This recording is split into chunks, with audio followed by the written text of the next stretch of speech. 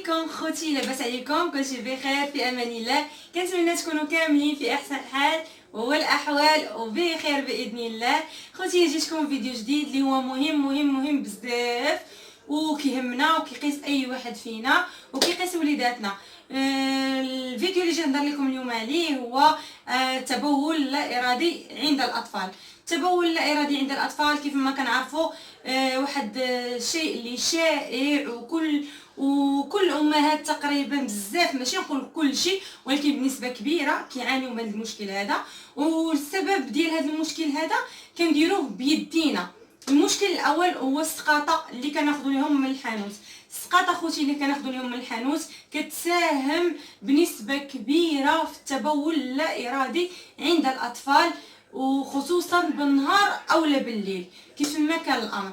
مهم كيفاش كتساهم؟ غتقولوا لي لا ما فيهاش سوائل، ما فيها النسبه ديال السكريات طالعه خوتي باش انك كتسبب لهم في الشحه ديال الحلق ديالهم، فاذا بهم كيبقاو يشربوا في السوائل بزاف. وهذوك السوائل الداس ديالهم راه ما محتاجاش ليها، كتقدر تكون الداس ديالهم كافيه فيها السوائل بنسبه كافيه وهما كيشربوا كيحسوا بالعطش غير من هنا من الفم ديالهم والحلق ديالهم. هذا السبب الاول. حنا ما عندناش الخير في هذيك السقاطه، لي شيبس لي بسكوي لي بونبون هادشي كامل ما عندناش المصلحه فيه، كيخرج على وليداتنا. السبب الثاني هو البرد. الدات ديالهم كتكون بارده، الدات ديالهم ما كياخذوش الحوايج السخونه اللي غتدفي لهم الدات ديالهم. هذا ثاني شيء. ثالث شيء اخوتي هو اننا كنخليو الطفل ياخذ السوائل بالنسبه كثيره والوقت اللي بغى. لا، الغلط فين كاين في هذه القضيه هذه. ضروري قبل ما ينعس الطفل بجوج السوايع نحبسوا السوائل بصفه نهائيه. النهار كامل يشرب كيف ما بغى، يشرب اتاي، يشرب العواصير، يشرب المناضات، يشرب اللي بغى، ولكن جوج السوايع قبل ما ينعس قطعيا ما ياخذش السوائل حتى ينعس. ومن بعد ما ينعس خاصنا نتبعوا معاه بروغرام. هذا اول شيء، هو اننا كل 4 سوايع نوضوا الدري للطواليت باش يقضي الحاجه ديالو وما يبقاش عنده الرغبه بانه يقضي الحاجه ديالو ويضطر انه يقضيها في الفراش ديالو، واذا بيت النفسيه ديالو كتنكسر اخوتي. وكونوا على يقين هذه هي الحاجه الوحيده اللي نقدر نقول لكم عليها قبل كل شيء. هو جوج سوايع يتحبس السوائل يتحبسوا عليه جوج سوايع قبل ما ينعس، وكل 4 ساعات نحاولوا نفيقوه. ما كندوش غنفيقوه بزاف، غنقدروا نفيقوه غير مره. وهذا الشيء اللي كنقول لكم عليه اخوتي 3 ايام وما غاديش تبقى عندهم التبول اللا ارادي. كونوا على يقين بالمساهمه ديال واحد الشيء اللي هو مهم بزاف. شنو هو؟ وهو الفول. غتقولوا لي علاش الفول؟ الفول شي حاجه اللي حنا كنحقروها بزاف، ولكن الفول راه شي حاجه اللي زوينه وصحيه. اول حاجه الفول كيعطينا واحد الطاقه حراريه للجسم اللي كبيره بزاف وكتساعدنا على الدفء ديال الجسم ديالنا. الا هذاك الجسم ديال داك الطفل كان سخون ما غاديش يكون عنده التبول لا ارادي بكثره. اول حاجه الجسم ديالو غتكون فيه واحد الطاقه الحراريه اللي كتحارب كيف كنقولوا كتحارب هذوك، حيت هنا هذوك التبول اللا ارادي ضروري كيكون فيه بكتيريات، كيكون واحد الميكروب اللي متسرب مزاوله مع البرد اللي فيه. المهم الفول كيعطي واحد الطاقه حراريه وكينقص علينا البرد من الجسم ديالنا. الفول اهم دواء للبرد. الفول البصاره كيف كنقولوا البصاره. غتقولوا لي ولادكم ما كياكلوش البصاره، نتوما اللي ما عودتوهمش عليها. نحاول انا من الطفل ديالي من 2 سنين نعطيه الفول، نعطيه البصاره باش ما يجي فين يكبر يكون عنده هذاك المذاق ديال البصاره، مذاق معتاد كيعرفوا، ما يقولش لك عليه لا، يعني شي حاجه اللي معتاده كيشربها. وخصوصا في هذا البرد الوليدات اللي عندهم تبول ارادي بكثره انا كنفضل بانكم تعطيوها لهم 2 المرات في السيمانه مع البروغرام اللي غادي ديروا لهم ديال تحبسوا عليهم السوائل ساعتين قبل النوم وتفيقوهم كل 4 سوايع. يعني غتجيكم فيقه وحده بالليل وفيقه في 8 الصباح او لا 6 الصباح. ما كنظنش غتجيكم كثيره الا تعودتوا عليها وخديتوا العزيمه باش تحاربوا مع ولادكم في 3 ايام وحتى وليداتكم ما يبقاش عندهم هذاك الانكسار النفسي. هذه هي النصيحه اللي نقدر نعطيكم، وهذه هي النصيحه الايجابيه بنسبه 100%، وغتلقاو عليها النتيجه، وانا متاكده خوتي. ودابا غندوز معكم الطياب ديال الفول البصاره بالطريقه الصحيحه اللي خصنا نطيبوا بها الفول. اللي خص الفول اول حاجه نحيدوا منه داك الغازات ديالو. الطريقه باش غنطيب الفول غنطيبوا معكم دابا، طريقه اللي بسيطه ونقدروا كاملين نطيبوه بها، وطريقه صحيه. خليكم معايا غنطيب معكم الفول بطريقه اللي سهله وصحيه. كيف ما كتشوفوا عندي الفول هنايا اللي اصلا رطبته ساعه قبل، غسلته مزيان ورطبته ساعه قبل، حيدت منه داك الماء اللي رطبته فيه، ها هو كتشوفوه مغسول. ودابا غادي نطيبو بهاد هكا مغسول كما كتشوفوا. عندي راس ديال الثومه حمراء، ها هو نقيته وغسلته. عندي الكمون، عندي الخرقوم عرق غناخذ منه غير نص معلقه، والملحه والزيت البلديه. هانتوما غتشوفوني الطريقه اللي غادي نطيبو بها على بركه الله. اول حاجه غادي غندير الفول ديالي في الطنجره.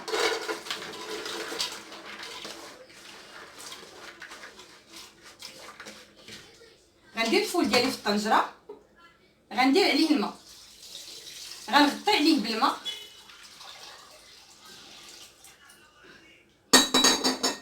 غنغطي على الفول ديالي بالماء، غنشعل عليه.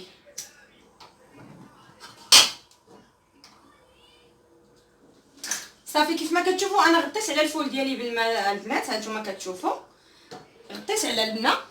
صافي اين فوا غيبدا يطلع ليا هذيك الرغوه ديال الفول غادي نرجع ليه. ملي غتبدا تطلع ليا الرغوه ديال الفول غادي نرجع معكم. الحاجه اللي خصنا ناكدوا عليها هو هاد الرغوه هذه نحيدوها. اجيو معايا خوتي تشوفوا هاد الرغوه خصنا كلها نحيدوها.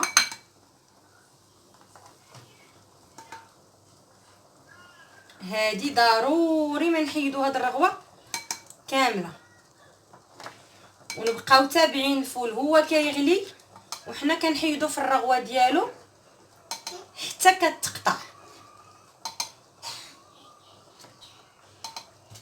ما نخليوهاش بمره.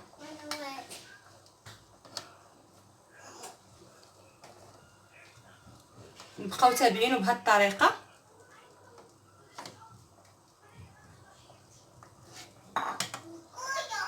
نبقاو بحال هكا ونتسناو عليه. فين ما تطلع لينا هاد الرغوه هادي، فين ما تطلع لينا الرغوه نحيدوها حتى يصفى لينا الفول من الرغوه. هذه هي الطريقه ديال الفول. ملي صفيت طلع ليا الرغوه مازال ونصفي الفول ديالي نرجع معكم اخوتي. حيدنا من هذيك الرغوه ديالها كامله.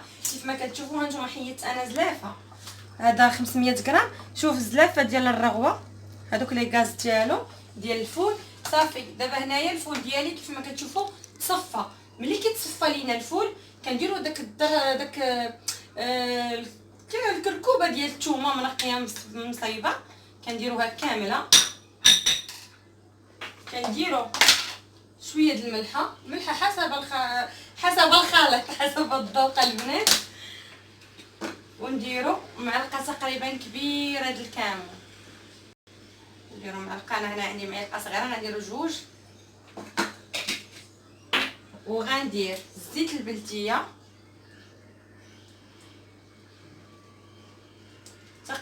تقريبا شي نص كاس ديال الزيت البلديه. ونحرك مزيان،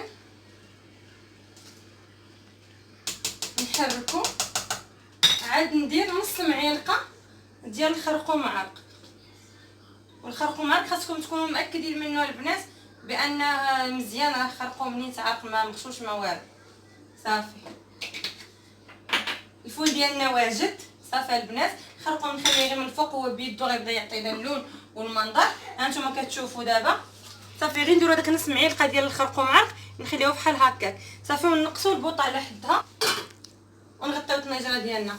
هذه هي الطريقه ديال الفول، الطريقه الصحيحه. اهم حاجه في الفول في الطياب ديالو هو نحيدو هاد الرغوه هذه. خليكم معايا النتيجه النهائيه. النتيجه النهائيه خوتي كيف ما كتشوفوا، من بعد ما طاب الفول ديالنا رديناه للطنجره، زدناه واحد شويه ديال الكمون، شويه ديال الخرقوم عرق، وشويه ديال التحميره.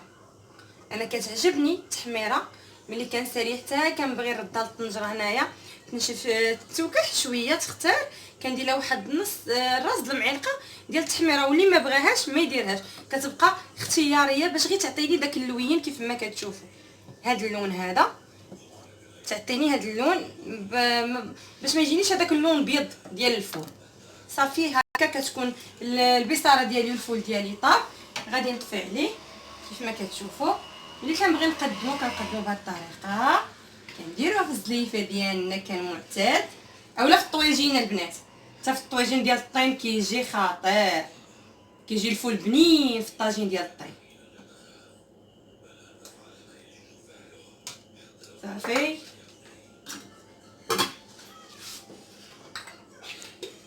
شويه ديال الكمون،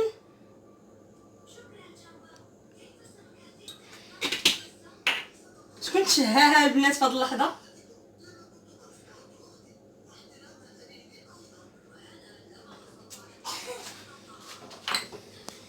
هادي هو الفول ديالنا، كنشربوه بالصحه والراحه، وراه مفيد وصحي. كنأكد لكم راه صحي، عطيو لولادكم الفول، راه مزيان ليهم في هذا البرد.